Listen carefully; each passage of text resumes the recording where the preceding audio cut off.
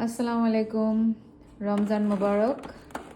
ইনশাল্লাহ আগামীকাল থেকে রোজা শুরু হবে। আম, ইফতারেতে তো আসলে জিলাপি ছাড়া হয় না, তাই না? জিলাপি তো খেতেই হবে।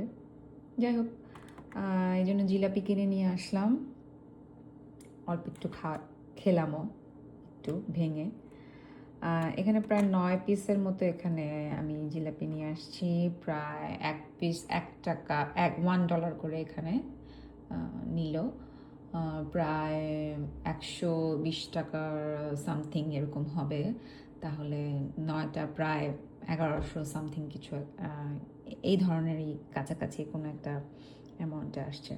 আমি আসলে এক্স্যাক্টটা বলা হলো না। যাই হোক, কি আর তারপরও বাংলাদেশে যেমন একদম তেল থেকে গরম গরম তেল থেকে উঠানো একদম গরম গরম মচমচে জিলাপি, সেটার টেস্ট আসলে অসাধারণ।